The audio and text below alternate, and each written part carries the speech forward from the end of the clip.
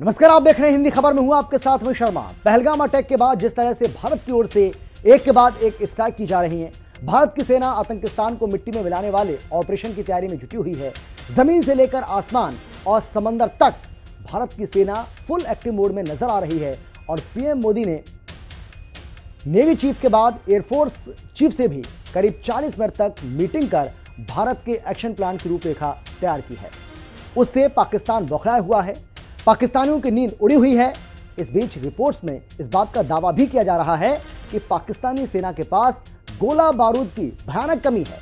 तोप खाने खाली हो चुके हैं और हालात ये हैं कि सेना के पास टैंकों में भरने के लिए ईंधन तक नहीं बचा है।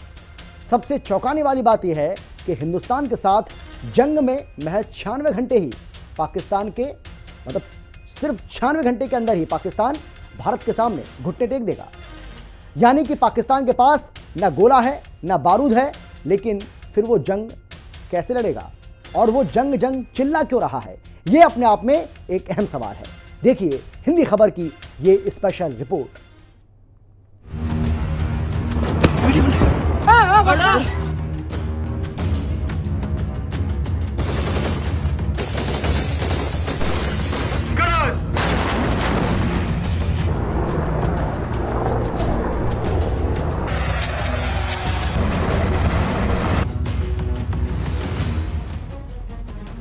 मोदी का विध्वंसक प्लान, आतंक के अंत का काउंटडाउन।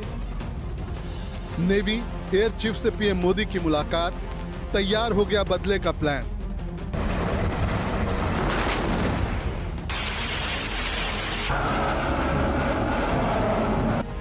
अरब सागर में भारत का युद्धाभ्यास, तैयार किया आईएनएस विक्रांत। भारत का संदेश साफ, तय है आतंक का सर्वनाश।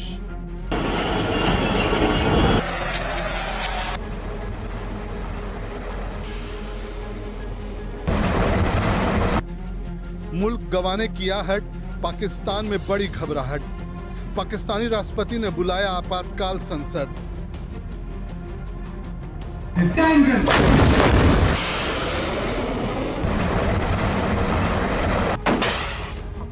पहलगाम आतंकी हमले के बाद भारत की तरफ से लिए गए कड़े फैसलों से पाकिस्तान की नींद उड़ी हुई है। हमले से पहले ही मुल्ला मुनीर से लेकर पीएम शहबाज तक को भारतीय मिसाइलों की बारूदी बारिश की गूंज सुनाई देने लगी है। और भारत की ताबड़तोड़ कार्रवाई को देखकर पाकिस्तान घबराहट में हर घोषणा आधी रात को कर रहा है। पाकिस्तान के राष्ट्रपति आसिफ अली जरदारी ने शनिवार रात बड़ा फैसला लेते हुए संसद का आपातकालीन सत्र बुलाने का ऐलान किया। पाकिस्तान की नेशनल असेंबली का यह आपातकालीन सत्र सोमवार शाम 5 बजे बुलाया गया है। पाकिस्तान की इन हरकतों से साफ लग रहा है कि पाकिस्तान डरा हुआ है।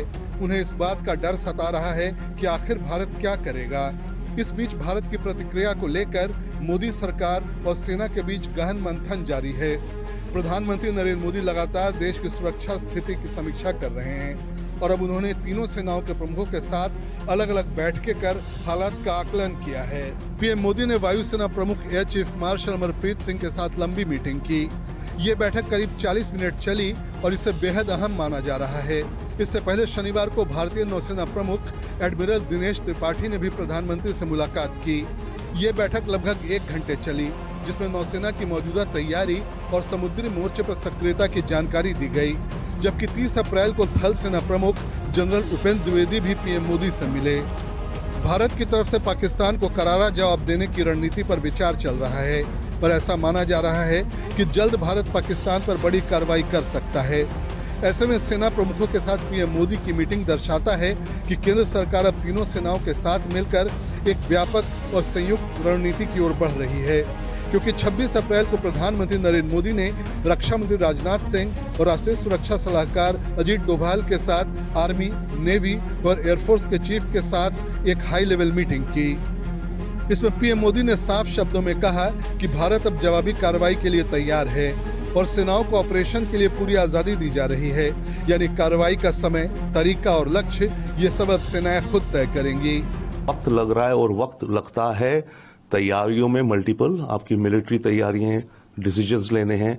इसके अलावा आपको इंटरनेशनल पार्टनर्स के साथ भी कुछ चेस खेलनी है। आपको अमेरिका को और सऊदी अरब को और अरब एमिरेट्स के पाकिस्तान के ऊपर प्रेशर डलवाना है कि हम तो अटैक करेंगे, एक पाकिस्तान उसका जवाब कैसे दे।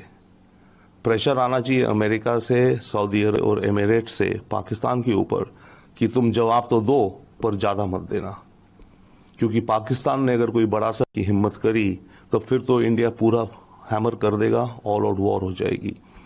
तो इस ऑल आउट वॉर रोकने के लिए अमेरिका, सऊदी और अरब एमिरेट्स को पाकिस्तान के ऊपर पूरा प्रेशर डालना चाहिए कि भारत की जो प्रैक्टिस है, डॉक्ट्रिन है, टिट फॉर टैट, एक हुआ है तो एक तुम्हें लेना पड़ेगा हिट।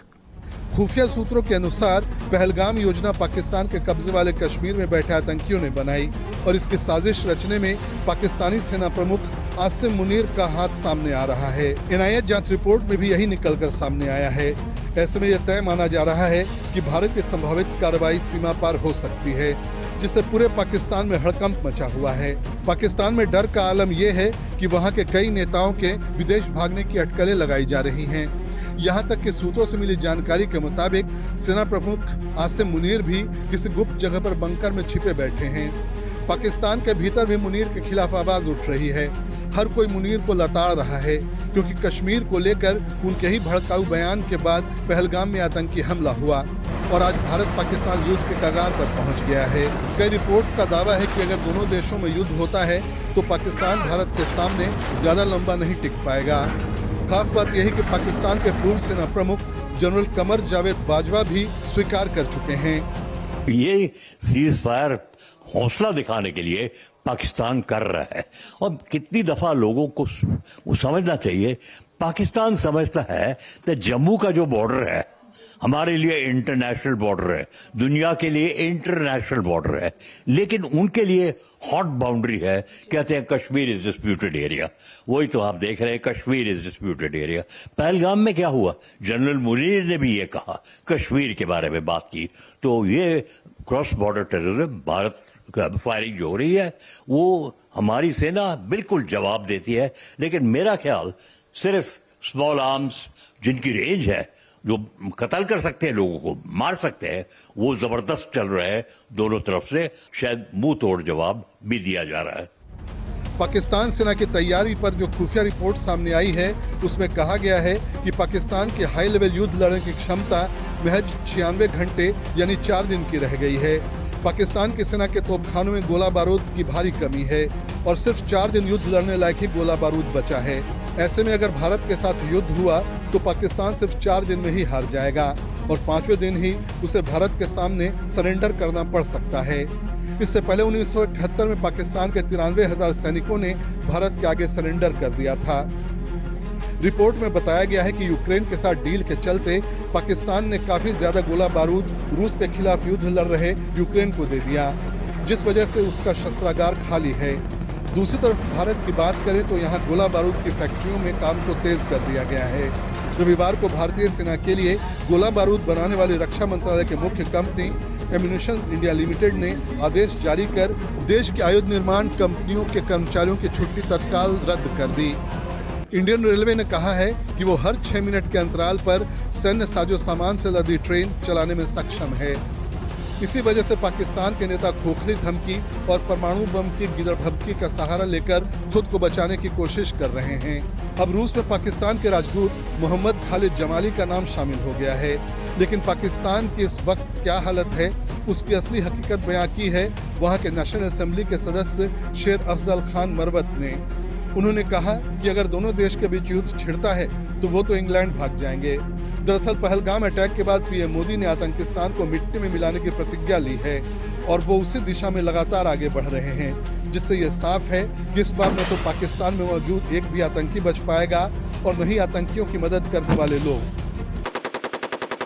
एक मत है कि आतंकवाद मानवता के लिए सबसे बड़ा खतरा है। पहलगाम में हुए आतंकी हमले में मारे गए लोगों के प्रति राष्ट्रपति लॉरेंसो और अंगोला की संवेदनाओं के लिए मैं उनका आभार व्यक्त किया। We are committed to take firm and decisive action against terrorists and those who support them. We thank Angola for their support in our fight against cross-border terrorism. आतंक के सर्वनाश के लिए भारत की तीनों सेना लगातार ऑपरेशन बदले की तैयारी में जुटी हैं। इंडियन एयरफोर्स ने यूपी के गंगा एक्सप्रेसवे पर टच एंड गो अभ्यास के जरिए सुखोई, राफेल और मिराज जैसे खतरनाक फाइटर जेट को आतंकिस्तान पर प्रहार के लिए तैयार किया। वहीं समंदर में भारत ने भी जबरदस्त तैनाती की है। अरब सागर में हिंद का ऐसा सुरक्षा घेरा तैयार है जो इशारा मिलते ही पाकिस्तान में तबाही का जलजला ला देगा। भारत ने एंटी शिप क्रूज मिसाइल का भी टेस्ट किया है, जिससे इस्लामाबाद में कोहराम मच गया है, क्योंकि पाकिस्तान के पास इस रेंज की क्रूज मिसाइल नहीं है। अब पाकिस्तान की बेचैनी और बढ़ने वाली है, क्योंकि 7 मई को भारत मिसाइल ड्रिल शुरू करने जा रहा है। भारतीय नौसेना कर्नाटक के करवार तट पर 7 मई को मिसाइल फायरिंग अभ्यास करेगी। ये ड्रिल सुबह 8:30 बजे से शाम 6:30 बजे तक चलेगी। यह युद्धाभ्यास अरब सागर में 390 किलोमीटर दूर तक किया जाएगा। इसके लिए नौसेना ने नोटाम जारी कर दिया है। भारत सरकार के नौवहन महानिदेशालय ने आदेश जारी किया है कि कोई भी जहाज जिस पर पाकिस्तान का झंडा लगा हो वो वॉर ड्रिल वाले समुद्री इलाके में नहीं आ सकता, और अगर आया तो उसका अंजाम बेहद खौफनाक हो सकता है। भारत का जो लक्ष्य है, हमारे प्रधानमंत्री सोच समझ के कर रहे हैं कि नॉन काइनेटिक, मतलब कोई क्रॉस बॉर्डर मूवमेंट या लड़ाई की इतला देनी या कुछ नहीं करे। नॉन काइनेटिक ऐसे काम कर रहे हैं ताकि आर्थिक स्थिति पाकिस्तान की बिगड़ जाए। आपने ठीक बोला, बंदरगाह में पाकिस्तान का कोई जहाज नहीं आएगा। मर्चेंट शिपिंग एक्ट 1958 हमारा ये अलाउंस है, और ना हमारा कोई भारत का जहाज, तो कार्गो बंद हो जाएगा। और हमारे chief of naval staff media ने रिपोर्ट किया है, प्रधानमंत्री से मिले थे ना, वो बहुत ही महत्वपूर्ण मीटिंग होगी। उन्होंने बता दिया होगा हमारे जहाज क्या कर रहे हैं। अगर जो ब्लॉकेड चाहिए और अगर जो जहाज जो जा रहे हैं पाकिस्तान, या उनको रोक दे, तेल नहीं होगा पाकिस्तान में, वहां खाना नहीं होगा। लेकिन ये है नॉन कैनेटिक आर्थिक स्थिति पाकिस्तान की बिगाड़ने के लिए। 2016 में उरी अटैक के बाद इंडियन आर्मी ने सर्जिकल स्ट्राइक के जरिए पाकिस्तान में घुसकर वहां के टेरर कैंप को मिट्टी में मिलाने का काम किया। तो 2019 में पुलवामा के आतंकी हमले के बाद इंडियन एयरफोर्स ने एयर स्ट्राइक कर कई आतंकी कैंप को नेस्त नाबूद कर दिया। इस बार माना जा रहा है कि समंदर के जरिए आतंकी ठिकानों को भारत तबाह और बर्बाद कर सकता है, और इंडियन नेवी के आगे पाकिस्तान कहीं टिकता ही नहीं। अगर भारत और पाकिस्तान के नौसेना की तुलना की जाए, इंडियन नेवी के आगे पाकिस्तानी नौसेना पस्त, तो भारत के 2 एयरक्राफ्ट कैरियर हैं, जबकि पाकिस्तान के पास एक भी नहीं है। भारत के पास 18 सबमरीन हैं, जिनमें से 2 न्यूक्लियर हैं, जबकि पाकिस्तान के पास 8 सबमरीन हैं, जिनकी मरम्मत के लिए भी उसके पास फंड नहीं है।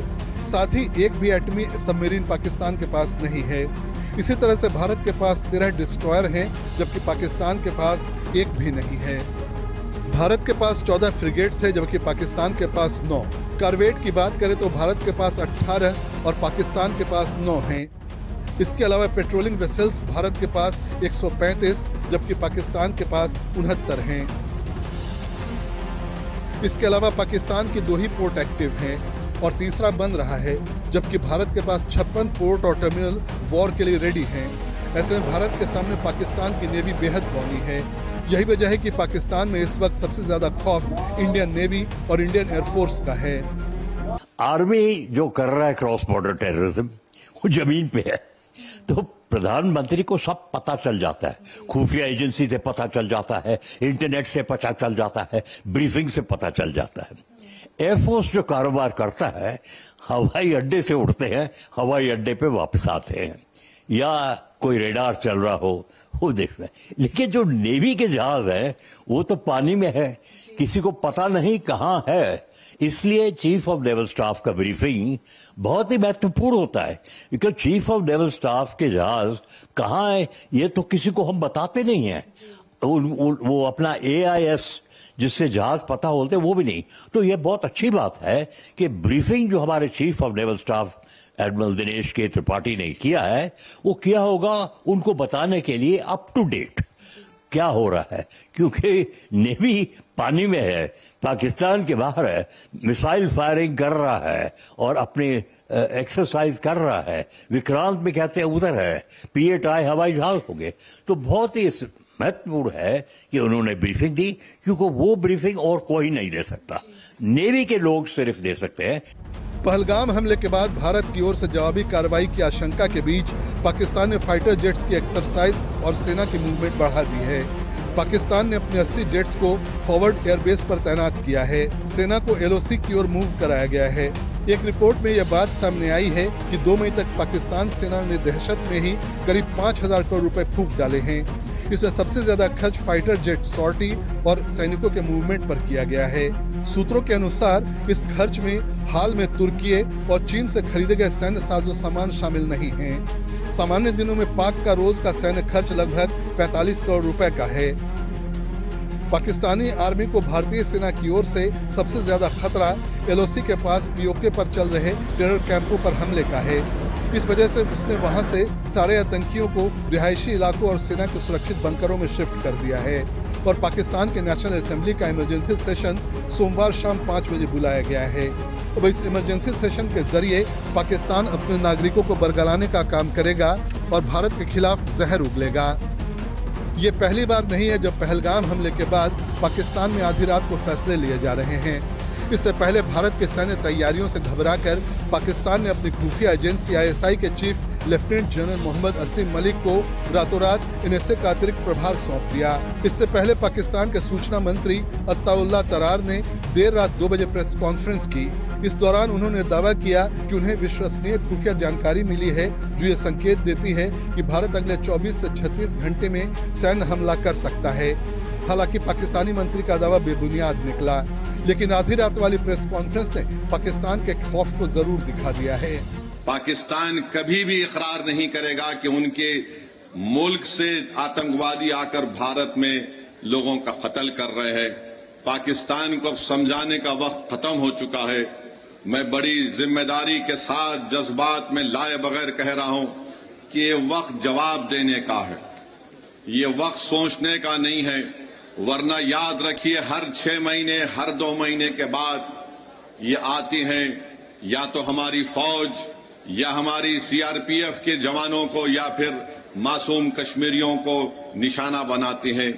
तो हम उम्मीद करते हैं कि हमारी हुकूमत इनके खिलाफ एक मौसर इक़दाम करेगी। पाकिस्तान को अगर कमजोर करने के लिए उनकी मईशत को, उनके इकॉनमी को कमजोर किया जा सकता है तो बराबर किया जाना चाहिए। और जो भी तरीक़ेकार हुकूमत इस्तेमाल करेगी, हम उम्मीद करते हैं कि आतंकवाद खत्म होगा। ये देश का मसला है, ये कोई सियासी मसला नहीं है और लोगों को भी इस पर राजनीति करने की कोई जरूरत नहीं है। मोदी सरकार ने पहलगाम आतंकी हमले के बाद पाकिस्तान के खिलाफ अब तक कई एक्शन लिए हैं। इनमें हमले के अगले ही दिन सबसे बड़ी कार्रवाई करते हुए भारत ने सिंधु जल समझौते को निरस्त कर दिया और अब भारत ने चिनाब नदी का पानी रोक दिया है। रिपोर्ट के मुताबिक जम्मू के रामबन में बने बगलिहार बांध से चिनाब का पानी रोका गया है। वहीं कश्मीर में किशन गंगा बांध के जरिए झेलम का पानी रोकने की प्लानिंग चल रही है। इसके अलावा भारत ने पाकिस्तान के साथ आयात और निर्यात पर पूरी तरह से रोक लगा दी है। लेकिन आतंक के खिलाफ भारत का असली एक्शन अब शुरू होने वाला है और ये एक्शन है आतंकिस्तान को मिट्टी में मिलाओ, जिसकी तैयारी पूरी हो चुकी है। हिंदी खबर की स्पेशल रिपोर्ट।